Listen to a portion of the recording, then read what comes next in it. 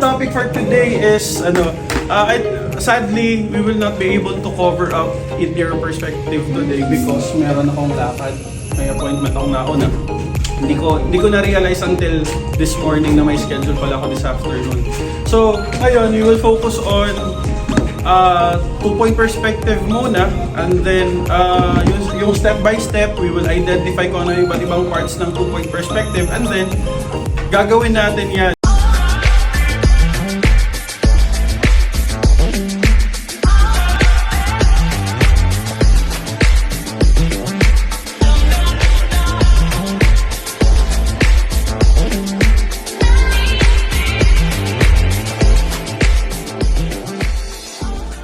I actually ask you to photocopy this one because para mas maging madali.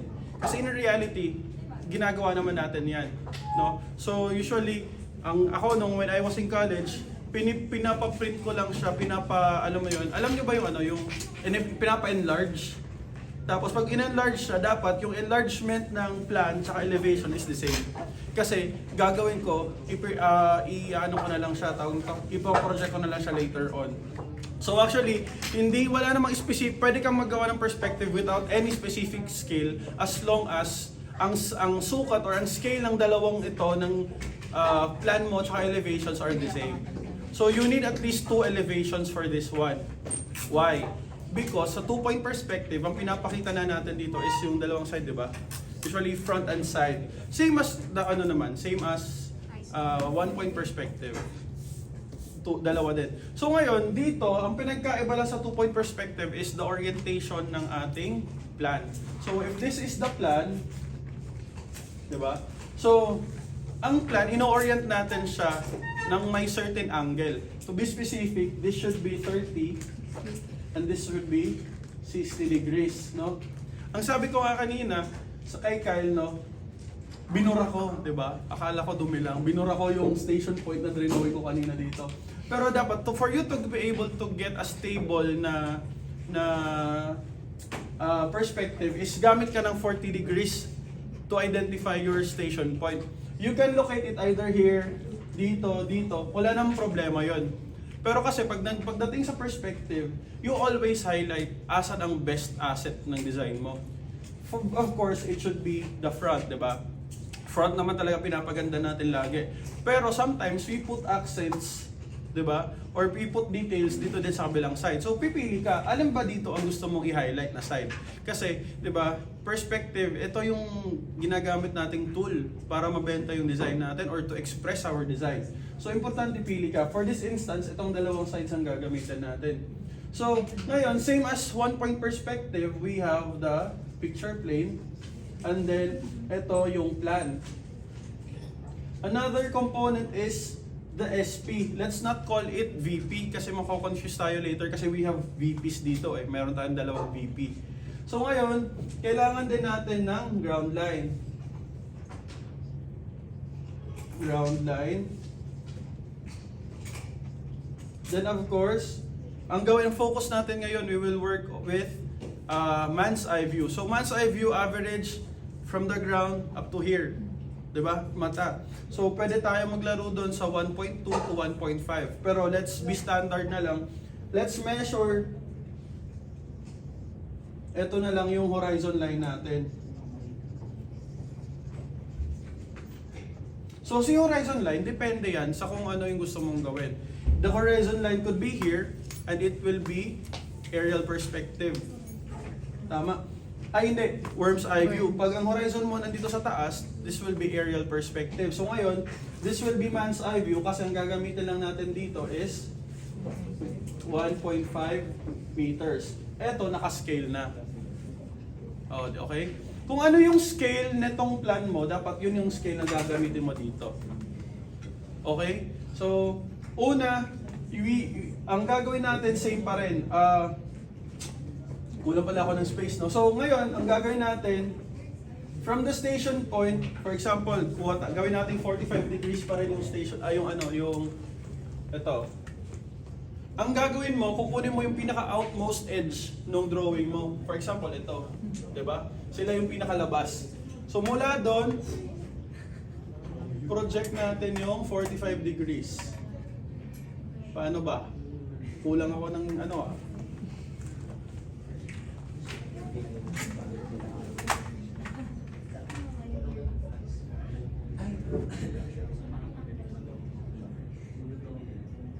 So, estimation, ito yung station point ko.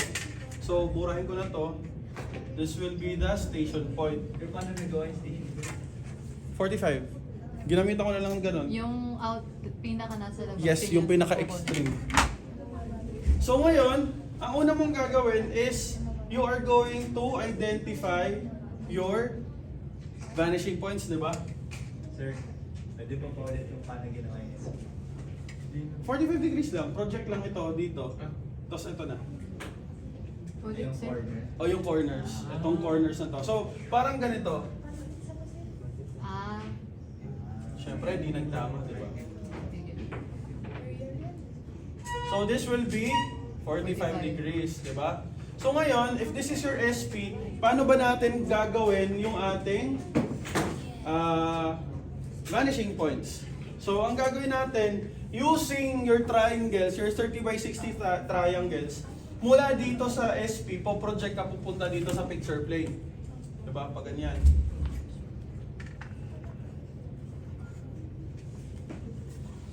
Kung ano yung angulo nito, dapat ito din yung angulo mo, 'di ba?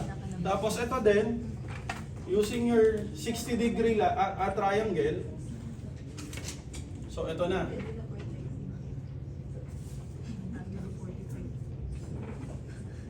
Okay? Then anong sunod? For us to identify the vanishing point, ipo-project na natin siya from here downwards. From here pababa. So ito na yung VP1 mo, and then this will be your VP2. Siguro. Tama? Diba? Dalawa na yung vanishing point mo. VP2.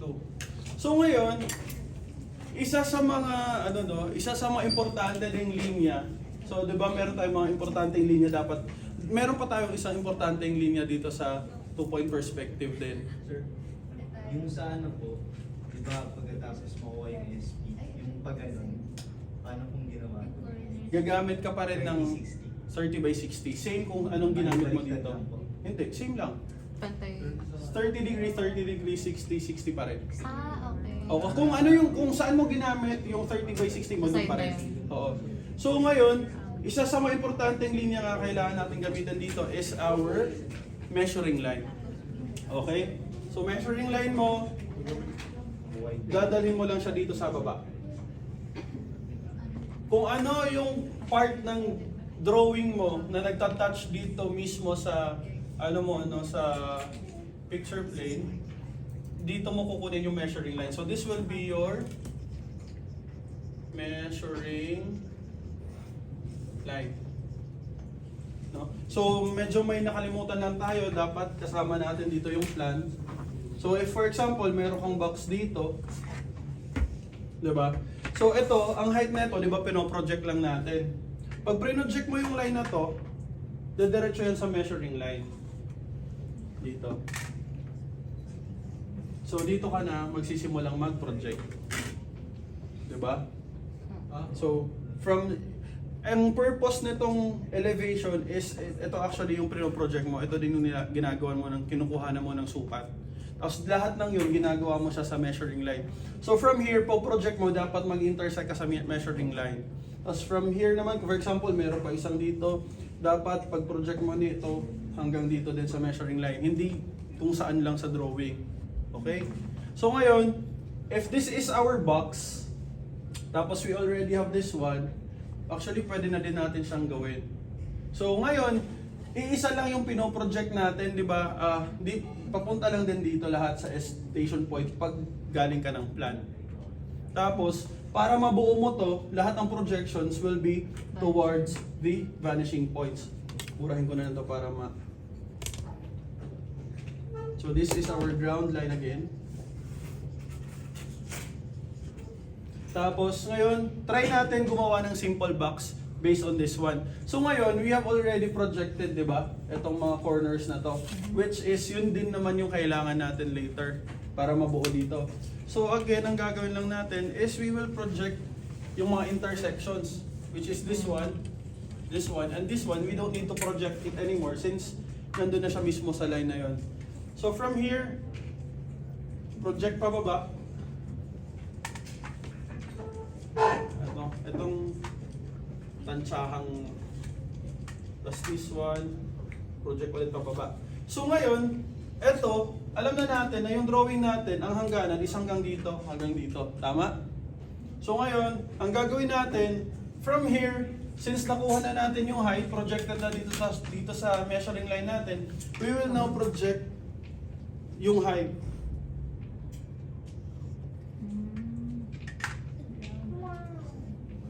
Tapos from here, again, papunta sa vanishing point number 2.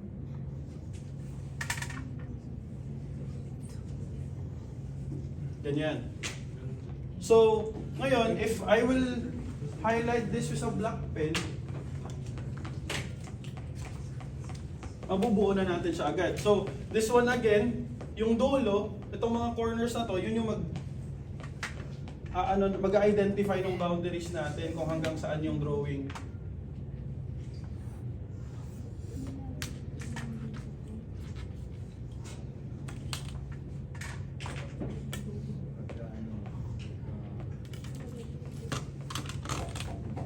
Later naman, meron pa tayong isang example na medyo mas complex dun sa CAD naman natin gagawin. Ngayon, inano lang natin yung basics. Okay? So, ito yung nabuo nating figure based on the plan and the elevation provided. So, if pwede natin siyang dagdagan, for example, lagyan natin siya dito. So, ang gagawin mo lang, di ba pag may nalampas, ang ginagawa pag may nalampas, pag kunyari ito, may nalampas dito sa plan, gawin mo lang, project mo ulit sa station point, itong mga corners na to. Tapos, ito, po-project mo to. Pero anong ginagawa natin dito? Kasi hindi mo naman pwedeng i-project to diretso lang. Ang ginagawa natin dito is binabalik natin lagi, di ba? Ganyan. So, ito yung ipo-project mo vertically, saka ito. So ngayon, if idadagdag natin siya dito, nagsabi natin pa ganyan siya, pwede na natin i-ano din. Tapos ito, Kurt, paabot ako ng ano, pwede. So ito, ang gagawin natin, this one, kukunin lang natin yung height nito, assume na lang natin pa ganyan. Tapos, ang gagawin lang natin, project, ilalampas mo lang to since lampas na siya ng picture plane mo. Then dito naman sa taas, pag ganyan ulit. Tapos mula dito sa intersection ng lines, pag ganyan. Tapos project mo ulit to. Saan ulit galing yung red natin? Sa vanishing points.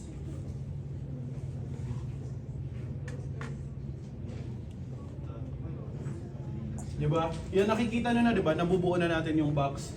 So ngayon, etong corner na to, ma-identify natin siya base doon sa sa intersection, dadalhin natin siya pababa. Then kung nandito sa drawing, eto yun.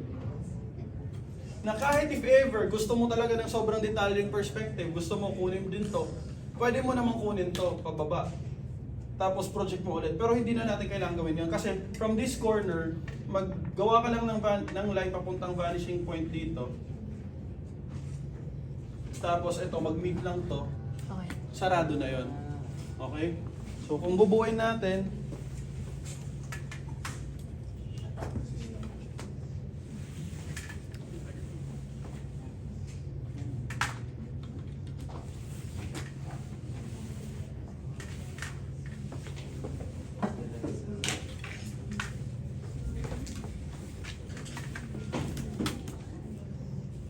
kasi ang gagawin nating application for 2-point perspective will be yung may roof kasi yun yung nagkakaroon madalas ng confusion eh. So if tatanggalin natin to,